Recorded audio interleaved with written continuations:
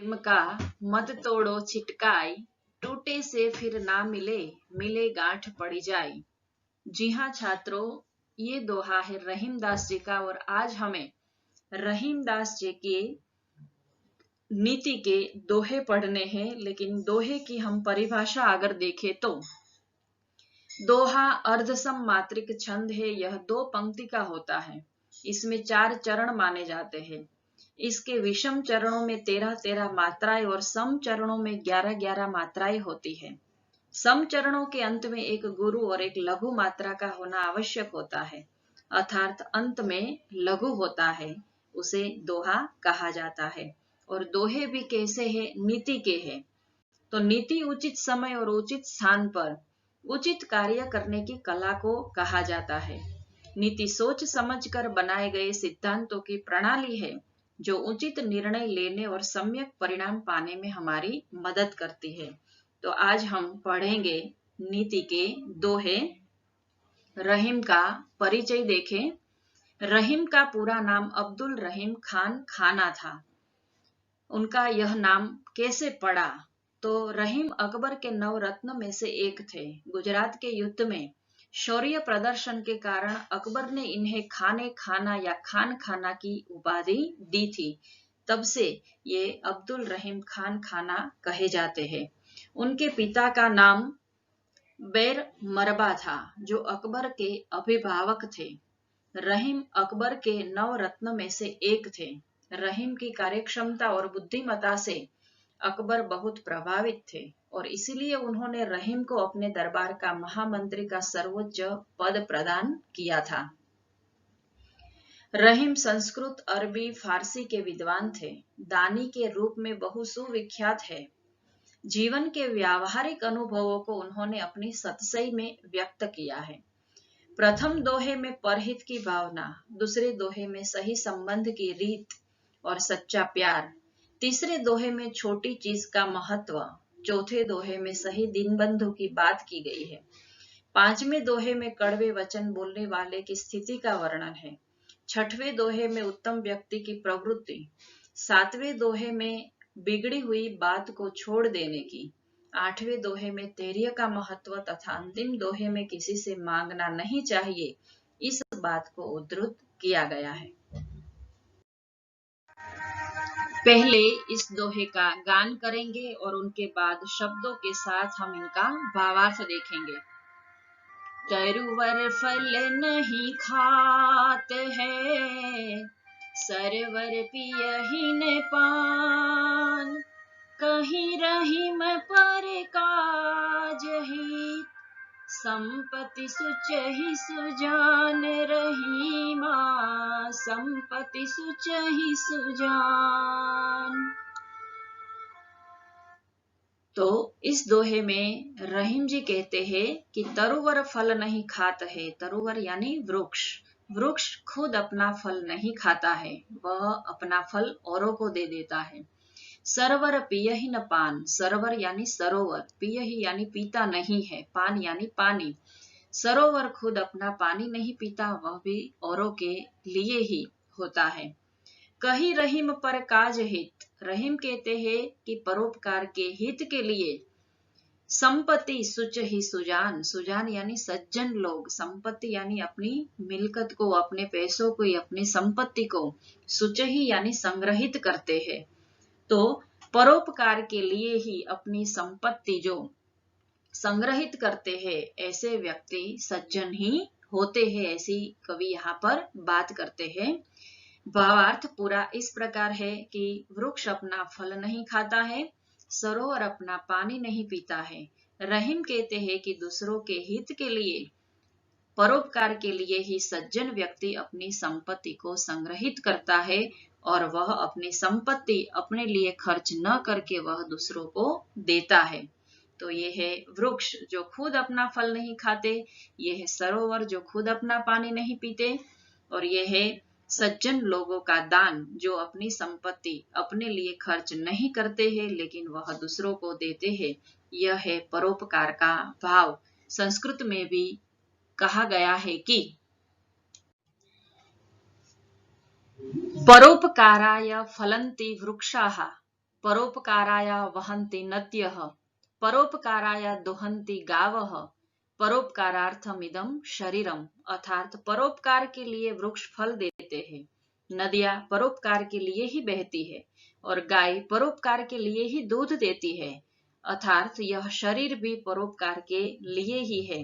तो इस दोहे से हमें शिक्षा मिलती है कि परोपकार यानी दूसरों का अच्छा करना और दूसरों की भलाई करना, दूसरों के लिए ही जीना।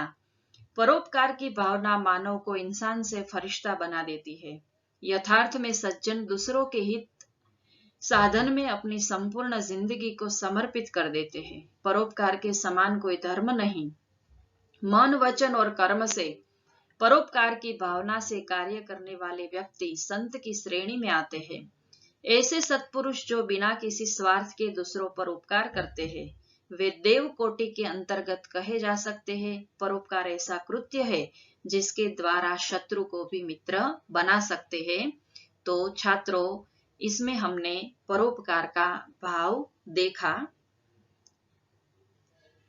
तरुवर शब्द का अर्थ है वृक्ष और फल, वृक्ष के पर जो फल आते हैं उनकी बात की है। सरोवर का समानार्थी है सरोवर, समुद्र, जलधि। पान का मतलब है पानी।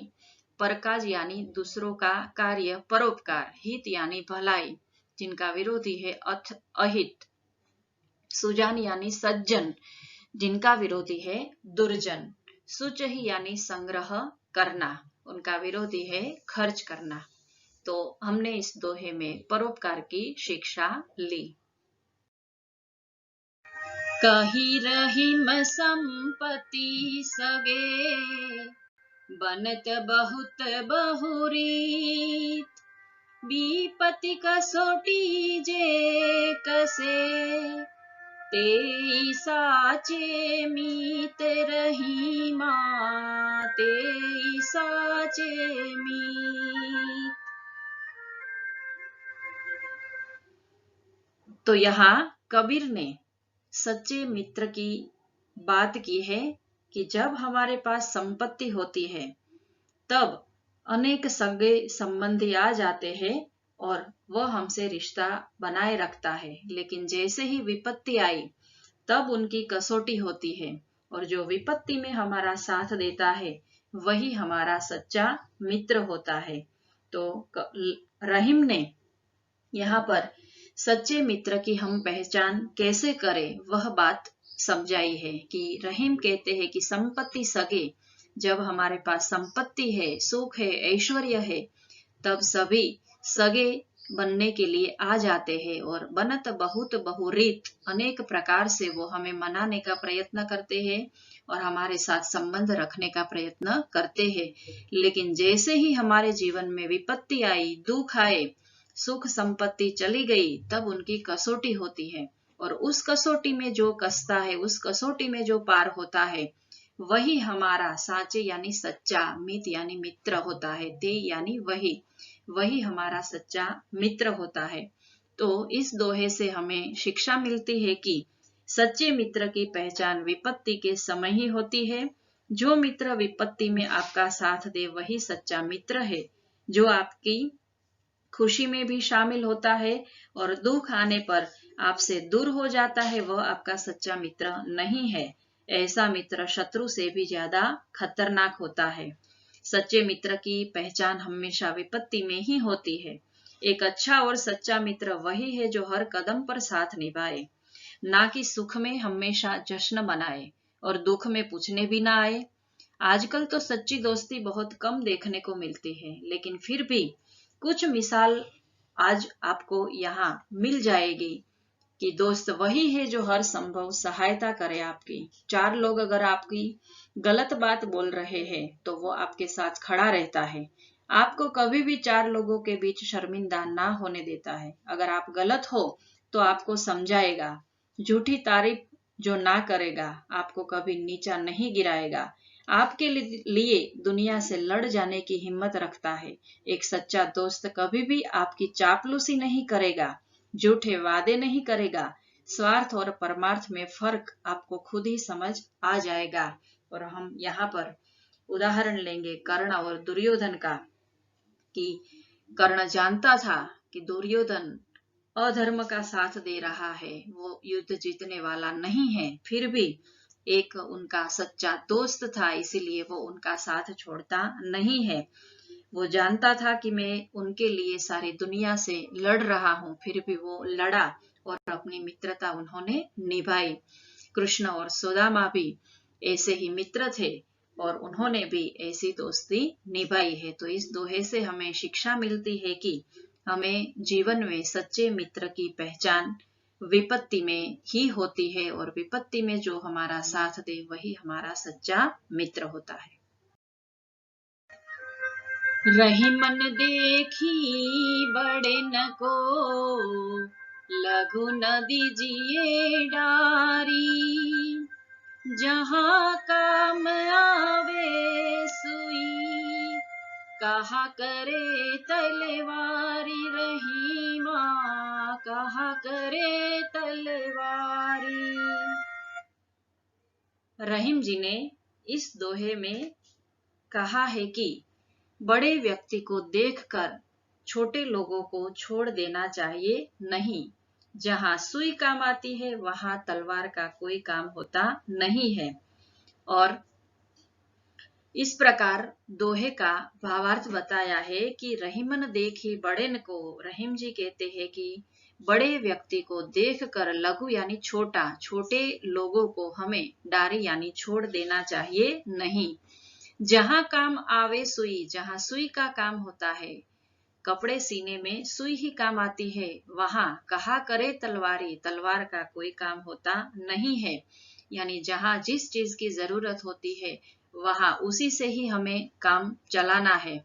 वहां शक्तिवान या किसी और मजबूत चीजों की जरूरत नहीं होती। बड़े व्यक्ति को देखकर हमें छोटों को छोड़ देना चाहिए नहीं।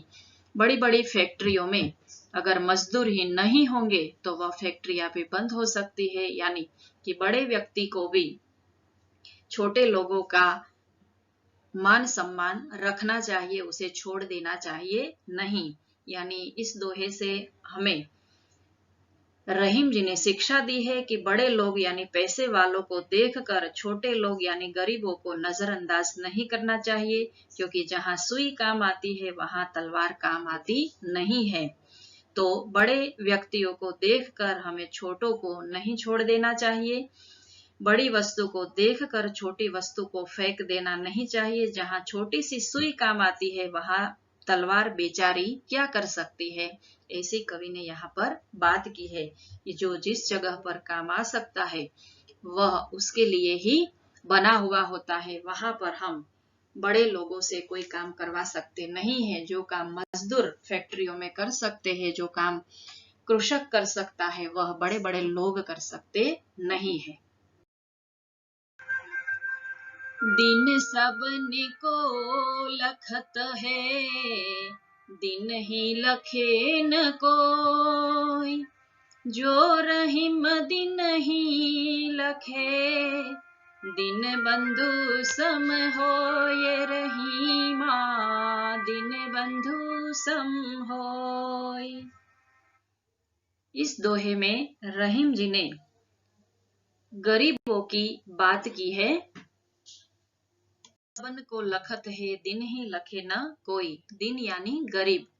गरीब की दृष्टि सब पर पड़ती है, लेकिन गरीब को कोई नहीं देखता। दिन ही लखे न कोई यानी गरीब को कोई देखता नहीं है।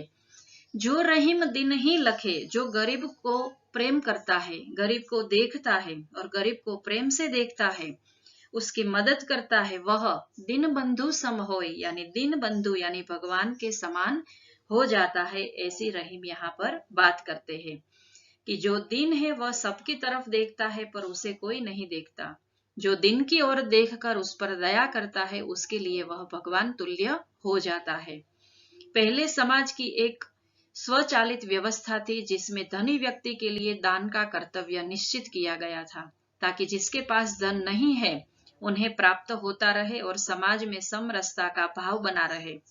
पर अब लोग दान के नाम पर नाक भी और भों सिकोड़ते हैं या फिर ढिंढोरा पीट कर देते हैं, जिससे उनको आर्थिक लाभ और सामाजिक प्रतिष्ठा मिले। कुछ धनिक और उनकी संतानों के लिए तो माया शक्ति प्रदर्शन का एक हथियार बन गई है। जिनके पास धन है उनको समाज में दीन और दरिद्र की तकलीफों का ख्याल ही नहीं होता और न ही इस बात का विचार होता है कि वह उनकी तरफ अपेक्षित भाव से देख रहे हैं।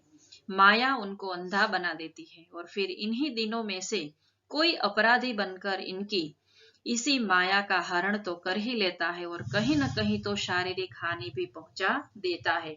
वही बात यहाँ पर रहीम जी ने की है कि गरीब की दृष्टि सब पर होती है, वो सबकी मदद करता है, लेकिन गरीब की कोई मदद नहीं करता, कोई उनको प्रेम से नहीं देखता। अगर कोई उनकी मदद करता है तो वह दीनबंधु यानी भगवान के समान होता है। देखो यहाँ गरीबों को सब कोई दान दे रहा है, वह दीनबंधु के समान ही होता है। ऐसी रहीम यहाँ पर शिक्षा हमें देते हैं। दीन यानी गरीब, उनका विरोधी है अमीर, और दीनबंधु यानी दिन का बंधु शब्द समूह के लिए एक शब्द भी होता है, सम यानी समान। खीरा को मुंह काटी के मलियत नौन लगाय, रहीमन करुए मुखन की चाहिए यही सजाय, रहीमा चाहिए यही सजाय। रहीम जी इस दोहे में कहते हैं कि खीरा को मुंह काटी के, खीरा यानी एक प्रकार की ककड़ी, देखो यहाँ पर चित्र रखा है उस प्रकार की, मुंह काटी के उनके मुंह के आगे के भाग को हमें काट देना चाहिए और मलियत नौन लगाए और उस पर नमक लगा देना चाहिए ताकि उनका कड़वापन दूर हो जाए। रहीम कहते हैं कि कड़वे मुखन की, कड़वे मुख वालों को भी चाहिए यही सजाए, यही सजा देनी चाहिए। भावार्थ अगर हम देखें तो खीरे का कड़वापन दूर करने के लिए उसके ऊपरी सिरे को काटने के बाद नमक लगाकर घिसा जाता है। रहीम कहते हैं कि कड़वे मुंह वालों के लिए और कड़वे वचन बोलने वाले के लिए यही सजा ठीक है।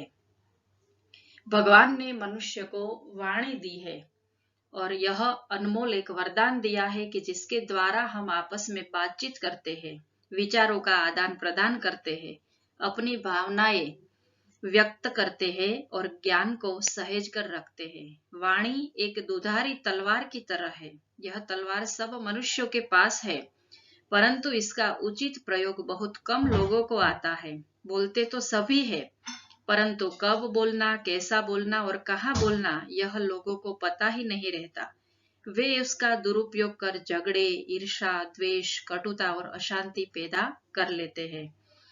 इसीलिए अनेक साहित्य में, अनेक निबंधों में और लेखों में हमें वाणी के ऊपर बहुत ही लेख मिलते हैं और कहा जाता है कि भाषा मानव को अन्य सभी पशुओं से अलग कर एक ऊंचे स्थान पर पहुंचा देती है। वाणी और भाषा के विकास से आज हम मानव इतने समृद्ध है, उन्नत है और सभ्यवत है। सारा इतिहास, विज्ञान, साहित्य, कला, संस्कृति आदि सब इसी के कारण है। यदि मनुष्य वाणी रहित होता तो वह पशुवत मूक रहता।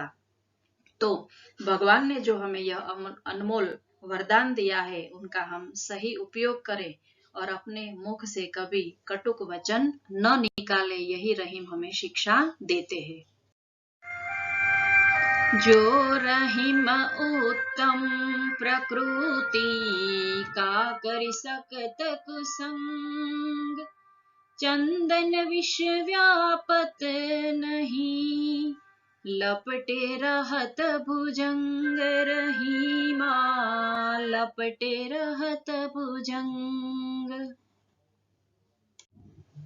इस दोहे में रहीम जी कहते हैं कि जो रहीम उत्तम प्रकृति की, जो मनुष्य उत्तम प्रकृति के होते हैं, का करी सकत कुसंग, उनको बुरे व्यक्ति का संग कुछ भी असर कर सकता नहीं है। यानी जो लोग अच्छी प्रकृति के होते हैं, बुरा साथ भी उनका कुछ बिगाड़ सकता नहीं है।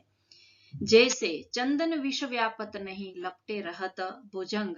चंदन के पेड़ पर सांप लिपटे रहते हैं, फिर भी चंदन में जहर नहीं होता। कहने का तात्पर्य है कि हमें अपने चरित्र को इतना बलवान बनाना चाहिए कि उस पर किसी भी बाहरी ताकत का प्रभाव न पड़ सके। ऐसी हमें यहाँ पर रहीम जी शिक्षा देते हैं कि हम ऐसी उत्तम प्रकृति बनाए कि बुरी संगत का हम पर कोई असर न हो सके। उदाहरण दिया है चंदन वृक्ष और सांप का, कि चंदन वृक्ष के आसपास सांप लिपटे रहते हैं, फिर भी चंदन अपनी सुगंध नहीं छोड़ता है, और भुजंग यानी सांप जो है वह अपना विष नहीं छोड़ता है। दोनों अपनी अपनी प्रकृति को रखते हैं। प्रकृति की बात भगवत गीता में भी भगवान कृष्ण ने कही है कि मनुष्य की 3 प्रकार की प्रकृति होती है, उत्तम, मध्यम और अधम यानी नीच। और हमें उत्तम प्रकृति का बनना है, नीच प्रकृति का बनना नहीं है। रहीम जी भी हमें यही बात समझाते हैं कि हम ऐसी उत्तम प्रकृति वाले मनुष्य बने कि हम पर बुरी संगत का कोई असर न हो। जिस प्रकार चंदन के वृक्ष के आसपास सांप होते हैं, फिर भी चंदन अपनी सुगंध छोड़ता नहीं और उनका विष अपने अंदर धारण करता नहीं है। यहाँ मूर्ख व्यक्तियों के बीच में एक पंडित बैठा हुआ है, वह चित्र है। तो मूर्ख व्यक्तियों के बीच में पंडित रहता है तो वह मूर्खों का स्वभाव नहीं ले सकता और अपना पांडित्य अपने पास ही भरा रहता है। बिगड़ी बात बने नहीं, लाख करो किन कोई। रही मन बिगड़े दूध को, मथे न माखन होए। रही माँ मथे न माखन होए।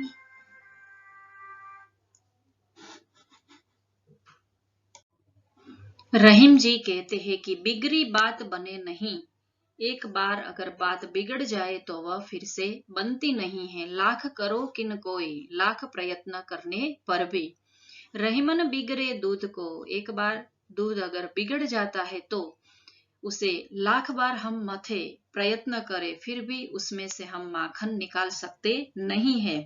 यानी भावार्थ इस प्रकार है कि रहीम के अनुसार बिगड़ी बात इसलिए नहीं बनती है क्योंकि जिस प्रकार फटे हुए दूध से कभी भी मक्खन नहीं निकाला जा सकता, उसी तरह बिगड़ी हुई बात को कभी नहीं बनाया जा सकता है।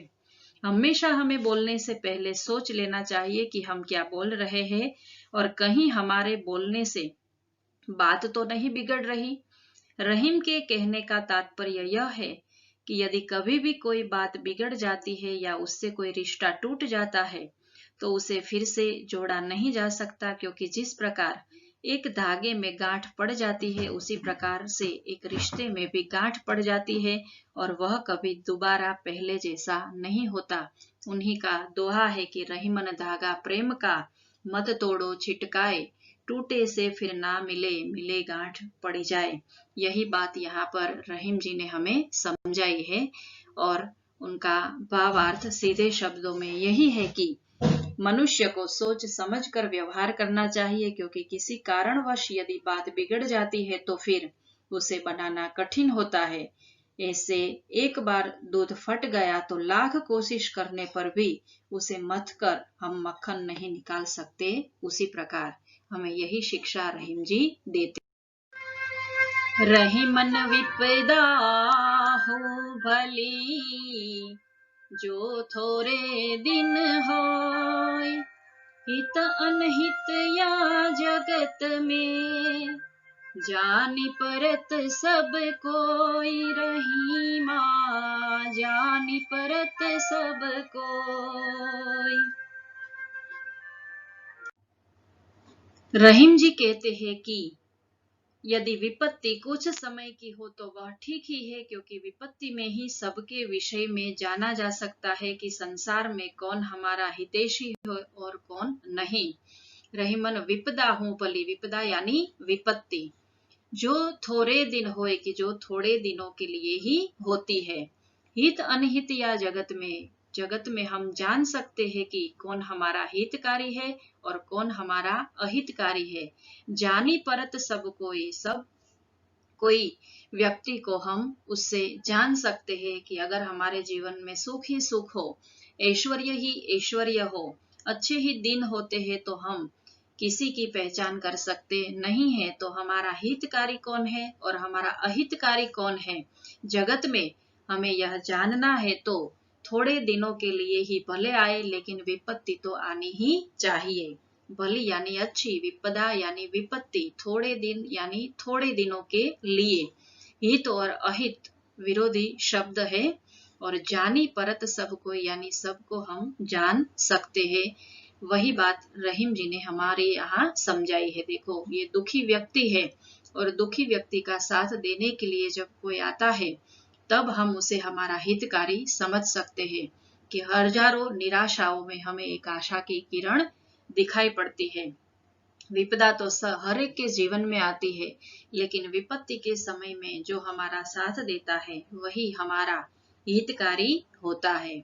महाभारत में जब भगवान श्री कृष्ण कुंती से वरदान मांगने के लिए कहते हैं तो भगवान से कुंती यही कहते हैं कि मुझे अगर कुछ देना ही है तो आप विपत्ति दो, ताकि मैं हमेशा आपको याद करूं। और हम भगवान को विपत्ति में ही हमेशा ज्यादा याद करते हैं। तो रहीम हमें यही सिखाते हैं कि विपत्ति कुछ समय की हो तो वह भले आए, वो ठीक है, क्योंकि उससे हम जान सकते हैं कि कौन हमारा हितैषी है और कौन हमारा हितैषी नहीं है। रहीमन वे नर मर चुके, जे कहूँ मांगन जाही, उनसे पहले वे मुए, जिन मुख निकसत नाही रहीमा, जिन मुख निकसत नाही। रहीम जी कहते हैं कि वे नर मर चुके, नर यानी मनुष्य, उस मनुष्य का जीवन मृत्यु के समान है। जे कहूँ मांगन जाहे, जो किसी के घर कुछ मांगने के लिए जाता है। उनसे पहले वे मुए, लेकिन उनसे पहले तो वो मर जाते हैं। जिन मुख निकसत नाही, जिनके मुख से न शब्द निकलता है ना शब्द निकलता है। यानी भीख मांगना तो बुरी बात है, लेकिन भीख मांगने के लिए जो आए हैं उसे ना कहना उनसे भी बुरा है। सरल भावार्थ है कि जो मनुष्य किसी के सामने हाथ फैलाने जाते हैं वे मृतक के समान है, और वे लोग तो पहले से ही मृतक है, मरे हुए हैं, जो मांगने पर भी साफ इनकार कर देते हैं।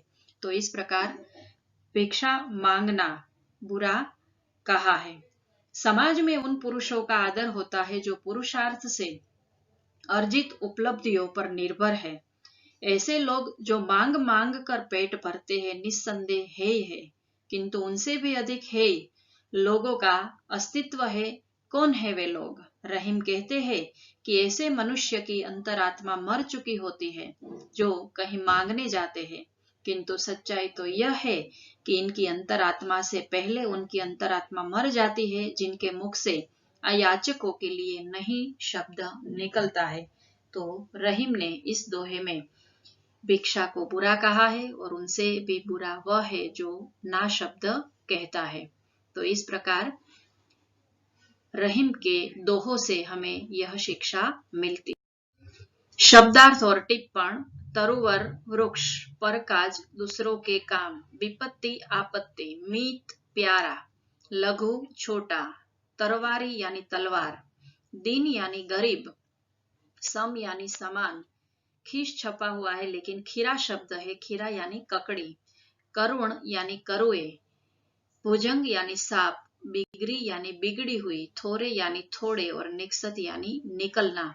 तो रहीम जी के दोहे हम अपने जीवन में उतारे और अपना जीवन अच्छे तरीके से जिए, यही शुभकामनाओं के साथ धन्यवाद।